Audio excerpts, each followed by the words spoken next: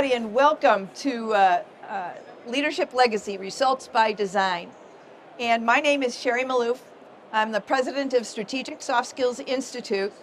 I refer to myself as a scholar practitioner because I like to do research, and I've been doing this all over the world for a long time. And I've got a PhD in human development, and I've written a book. So I think of myself as really being very intuitive about people, excuse me, and connecting very well with people. And the company is 50 years old. As of April 7th, we hit 50, and we have one customer that we've had for 48 years. And these are my compadres this week. Maria. Hi, I'm Maria Garaitanandia. I'm an author and communication strategist, and I work with teams and leaders to help them untangle all those communication knots so that they can get things moving forward. Hi, I'm Marianne Ardelli, and I love what I do. And what I do is help individuals and organizations do what they do better. Got it. Hi, I'm Glenn Doris. I'm an organization design and behavioral practitioner, junkie. I have more gray hair than some of us, so I like to say 4.5 decades now of really focusing on how to get people to move forward with the choices they make. One of my favorite questions as a pragmatist is to say, so what?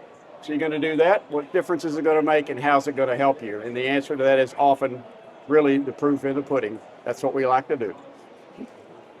All right. Thank you very much, you guys. So instead of talking at you about what we do, we're going to kind of play. We're going to show you. All right? And there's audience participation. So we love it when you become engaged with us. So this is what we've done. We've created this company called Nimbus Logic. It's a 180-person software company.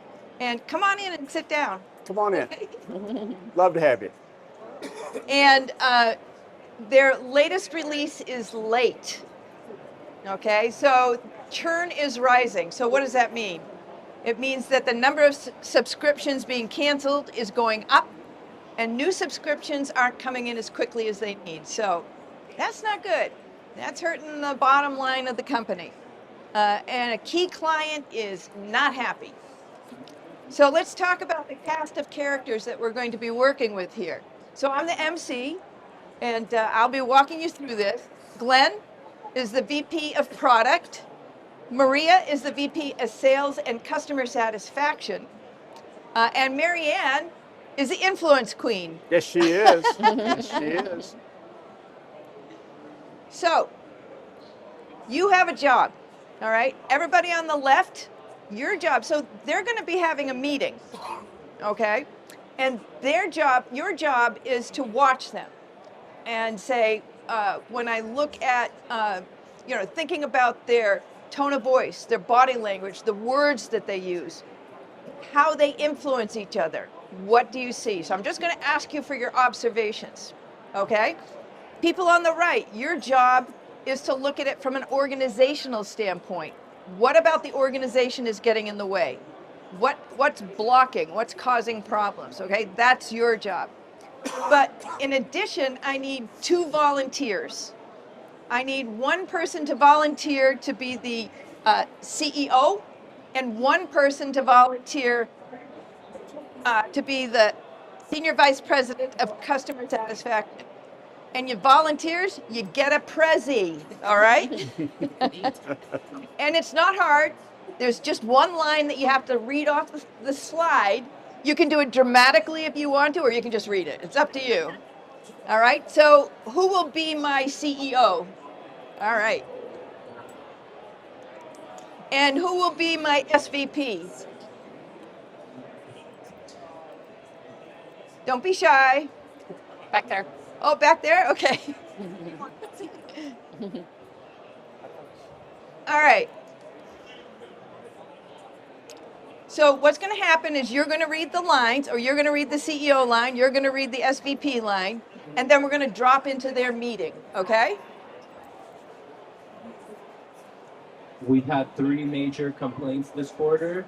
I need you to come back with a joint plan by Friday.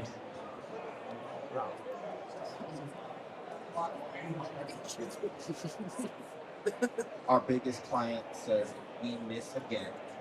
We'll start talking. That doesn't sound too good.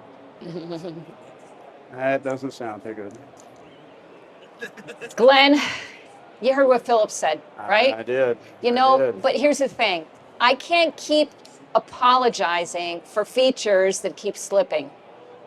Well, I can't keep working the product roadmap every time we have a loud customer complaint. Yeah, but I mean, these are our biggest customers and they are paying for the 3.0 and we're late again. Well, we're late because every week my product team gets another long list of must-haves from these loud customers. Well, look, we got to I'm selling, we're selling to get to the target.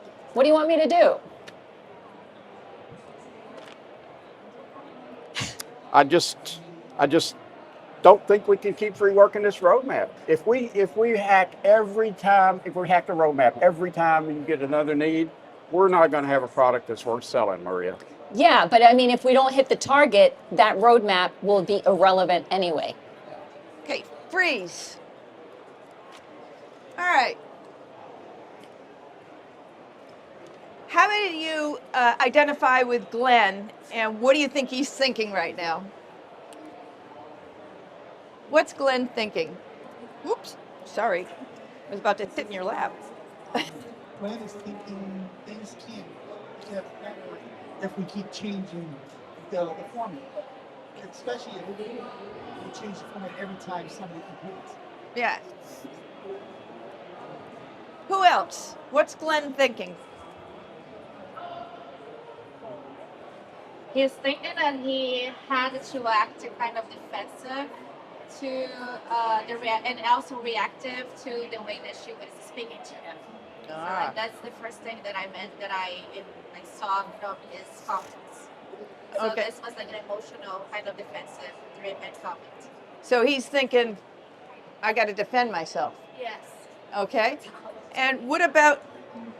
No. Okay. What about Maria. Sorry. I think what Maria was thinking is this promise has been brought to the CEO and some issues haven't been resolved about the feature that you mentioned in the conversation. So she's thinking about what the CEO said, and Yeah, but the things that she brought to the CEO or brought back to the company to fix the features in Yeah. the program or the product that hasn't yet been fixed. So now they're just kind of like going back and forth to like complaining that these things haven't been fixed, but the company or the customers are like unhappy. right. So it's not a good situation. Anybody else? What about Maria? All right. Well, let's drop back into the meeting and see what she's actually thinking. So Maria, you know, I send out a product update every quarter on these issues. Yeah, and then there are the exceptions. I mean, there's no rule about what He's we got can one. promise. She's got one. So are you saying sales owns the roadmap? Well, now? Is that what no, you're trying to say? no, I'm not saying that, but I'm saying that we live or die by what the customers sign up for. I get it. But if every customer gets custom treatment, we're going to be a services shop. We're no longer going to be a product company. I know, Glenn, but if we keep letting people down, they're going to leave anyway.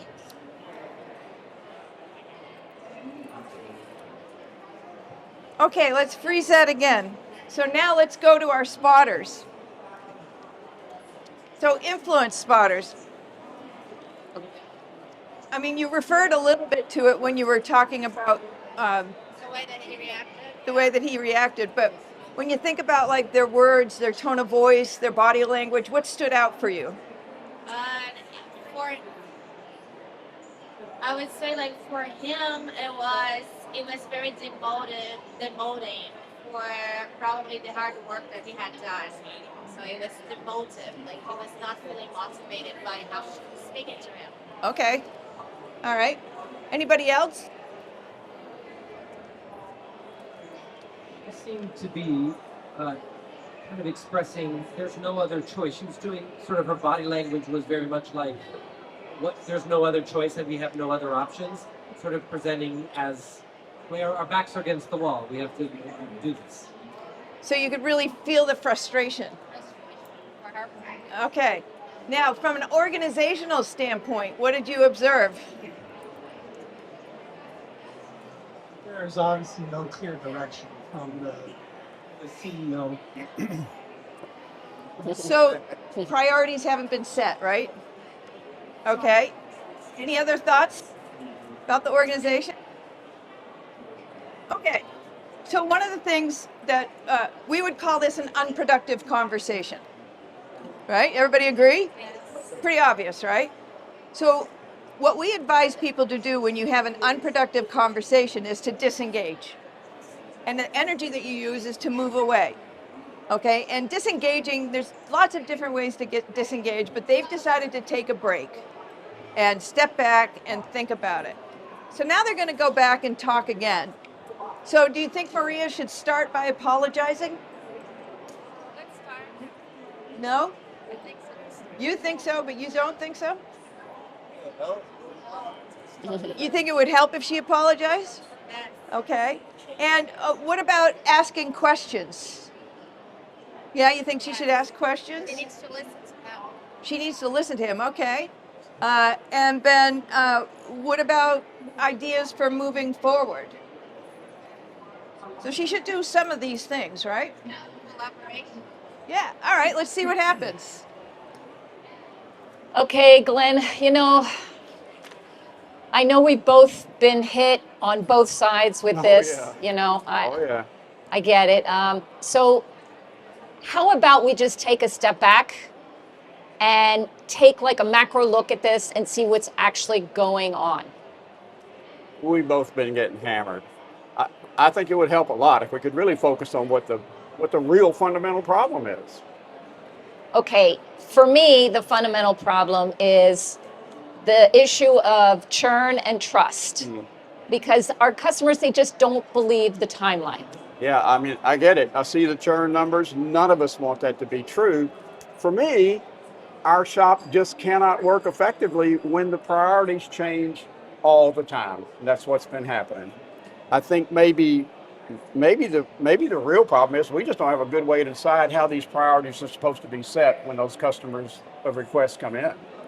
Well, yeah, I mean, right now we're just giving priority to whoever screams the loudest, Yep. and that's not working. Yep. So how about we just look and see what one outcome is that we want to focus on and maybe decide the priorities based on that.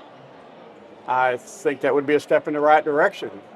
I think maybe a part of that would be if we can just agree on like what's really locked in, that would help a lot, and maybe leave as flexible the really big meaty customer requests that come in. Okay, well, I don't know so much about locking things in because, again, everything is so unpredictable, but I could commit to making sure that the team doesn't promise a new feature unless we do like a quick check-in. How does that sound? I think it's fine, and it doesn't need to be complicated. I think a 30-minute check-in between product and sales would go a long, long way to solving our fundamental problem, and that is know what's locked, know what's negotiable, maybe list it out that way. I think that could help us also keep the product roadmap grounded. Okay, I'll tell you what, I can bring the churn and the requests. Yep. And then maybe from there, we can decide what comes next. And I think if we can keep that going for about a month, then it's more feasible that we manage those expectations with the customer. I think that's a very reasonable timeline, reasonable horizon, and I do think that'll help us avoid some of the chaos we've had for the last couple of months. Okay. Okay. Same people, same problem, different conversation, right? Completely different conversation. All right, so let's take a look. What changed? What's changed from an influence standpoint, and what changed about the organization? What changed around the influence? They seem to be willing to work together, at least to find the initial answer to the question of what to do about all of these new asks. But they have to get back to the basics of why they were hired in the first place and deliver on those things, and then find out what the priorities are of all these asks, filter out the things that are meaningless, and get to the bottom line. Yeah. So there's a lot more conversations to have then. Yes. Yeah. You're shaking your head. Did you have something to add or no? Oh, I think you said it well. Okay. All right. What about the organizational design folks? Anybody have a thought?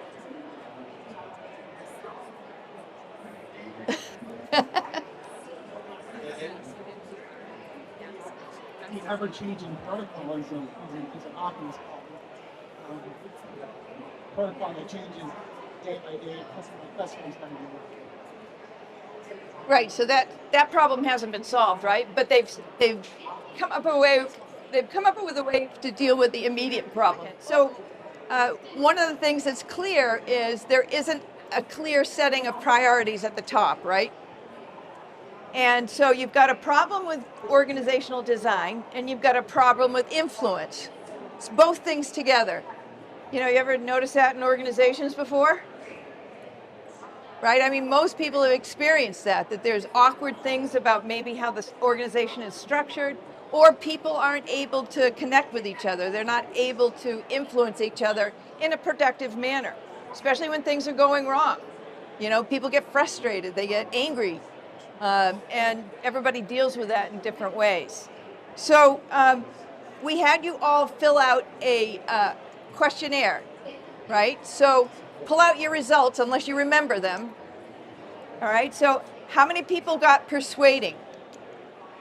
Got one, two. Couple. Okay, how many people you got persuading? How many people got asserting? One. Okay, how many people got bridging? A couple. And what about attracting? Okay. All right. So this is based on a tool called the situational influence model, which is based on research, and it starts with your energy, goes to the influence style, and then the behaviors. Okay, so the energies are push, pull, and move away. Now earlier I mentioned move away when I talked about them disengaging from each other because it was non-productive, but the push styles, there's two styles with push energy. One is persuading, which is about logic and data. The second one, asserting, it's kind of from your gut. It's what you need and want in a situation.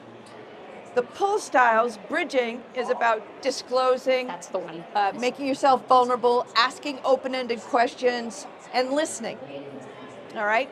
And then the attracting is, we're all in this together, and here's where we're headed, here's where we're going. So it's a very powerful tool from a leadership standpoint. All right, so take a second, just talk to the person next to you and talk about a change that you would like to make, either from a influence standpoint or a organizational design. What has it made you think about? So just take a couple of minutes and then we'll finish up. So for me, the change I would like to make is during their work, they do some great for the trainer.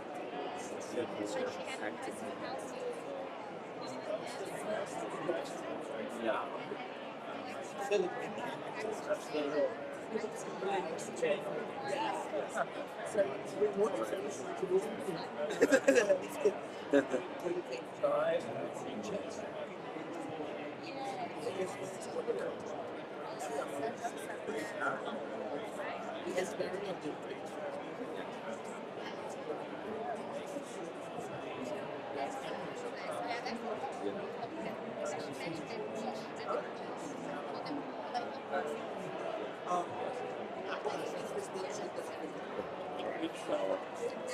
What's your role in the company?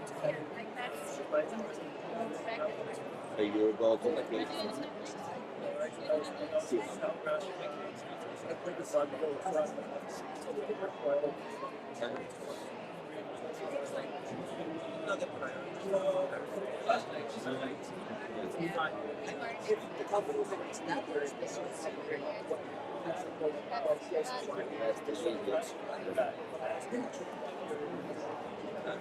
So what's the biggest constraint right now?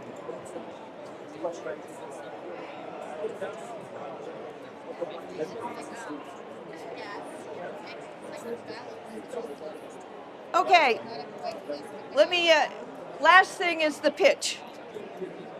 Okay, this is the last thing. So how we work with people is on a couple of different levels, all right? So we've got a tool called the organization improvement model. And what the organization improvement model does, you can use it as either assessment or design. When you use it as assessment, you start at stakeholder requirements, and it walks you through all the pieces of your organization. It's a very thorough way of examining all the different parts of your organization. We're talking about finance, we're talking about sales, we're talking about R&D, we're talking about every part of your organization comes into this analysis. And what you're looking for is places where there's blocks, places where things aren't moving well. And once you identify those blocks, then you determine, well, why are those blocks there? Is it a design thing or is it a people thing? If it's a people thing, we work with you on the leadership stuff. If it's a design thing, we work with you on figuring out what you need to do to shift that. All right, so that's the organization improvement model. If you're starting a company, right, you start from vision, mission, and then work all the way around to stakeholder requirements. So it's an interesting tool for either design or assessment of an organization. Organizational street smarts is a cultural assessment. It really looks at all the parts of your organization from the culture standpoint. Who gets listened to and why? Where are you spending money? Why? You know, because all of that sends messages to the people in the organization. There's a tool called the leader-follower relationship assessment, which assesses the quality of the relationship between leaders and followers. It's based on my research that I did for my PhD, so it's a validated tool. You actually get a grade for the relationship. Most people are too chicken to do that one. Then we've got one called Fast Track to Leadership. Fast Track to Leadership is a 15-hour one-on-one intensive where we work with you to help you understand the impact you're having, teach you the influence styles, talk to you and teach you about relationships and building relationships from a neuroscience standpoint. It has organizational street smarts analysis in it, and then it finishes with your leadership legacy. Like, who are you as a leader? What are your values? What do you stand out for? Okay, and how do you speak to that?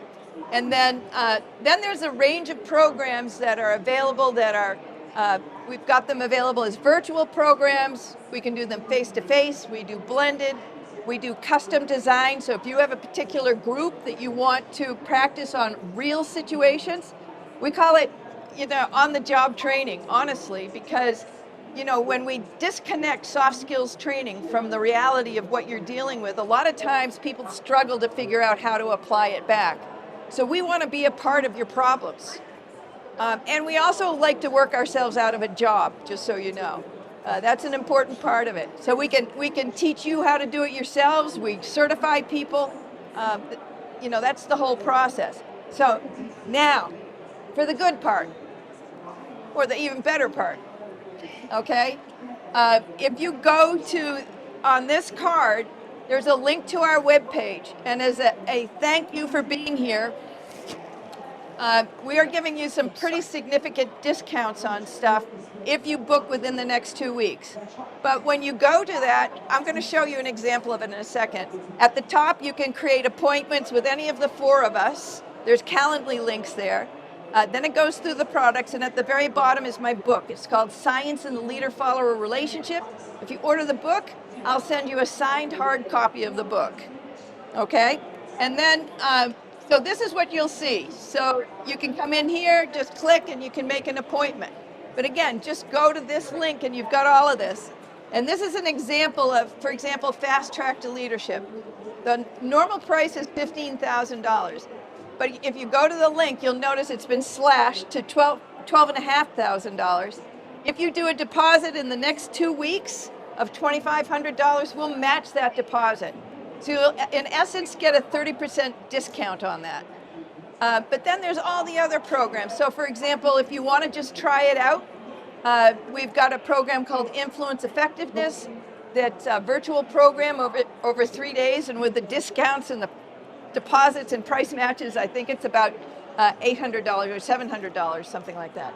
So there's a range of things available for you. But again, thank you so much for being here. We deeply appreciate you coming and helping us with this. And go out and influence and have fun.